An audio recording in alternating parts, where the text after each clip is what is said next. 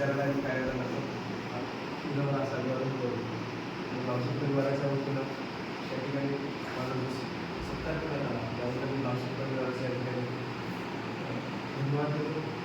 आणि दोन शब्द सांगू शकतो की चळवळीला जी आपली जी आता चळवळीची पद्धत आहे सांगायची सांगितलं की कालबाह्य पद्धत आहे.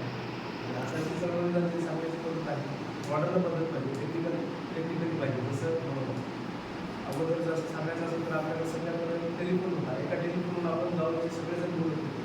कालांतरानं प्रत्येकाच्या घरी फोन आला, प्रत्येकाच्या घरी येऊन प्रत्येक कुटुंब बोलायला लागलं. कालांतरानं व्यक्तीकडे मोबाईल आला, त्याच्यामुळे एका कुटुंबापुरता झाला, 10 जणांमध्ये फोन झाला. पण आता प्रत्येकाकडे फोन झाला. याचा विचार असं सांगावं लागते की कालांतरानं चेंज जो रूल आहे म्हणजे बदल हा मानवी आयुष्याचा सगळ्यात महत्त्वपूर्ण घटक आहे. त्या घटकात त्या विद्यार्थ्यांना तंत्रज्ञानाप्रमाणे जर आपण बदल केलो तर आपली विचारधारा नक्की शेवटच्या माणसाला बदल केली जाते.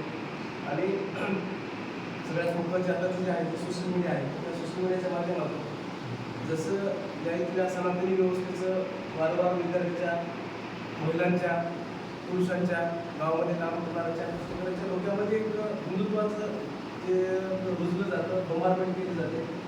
तशा पद्धतीनं आपली जी बहुजनाची विचारसरणी आहे ती बहुजनाची विचारसरणी वेळोवेळी त्या वेळेस त्याच्या दिवसाचं महत्त्व आणि आपल्या स्वतःच्या जीवनावर त्याचबरोबर आपल्या सामाजिक जीवनावर कशा पद्धतीने आपल्यावर बाबासाहेब आंबेडकरांच्या विचाराचा प्रभाव झाला आणि आपण इथपर्यंत प्रगती करू शकतो.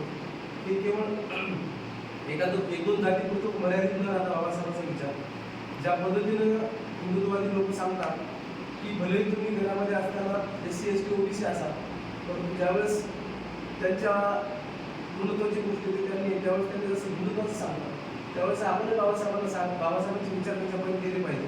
आपण भलेही SC ST OBC असतो तरी आपण एक बहुजन आहोत आणि बहुजनाला सांगू ज्याप्रमाणे बुद्धांनी सांगितलेलं बहुजन हित आहे, बहुजन सुख आहे.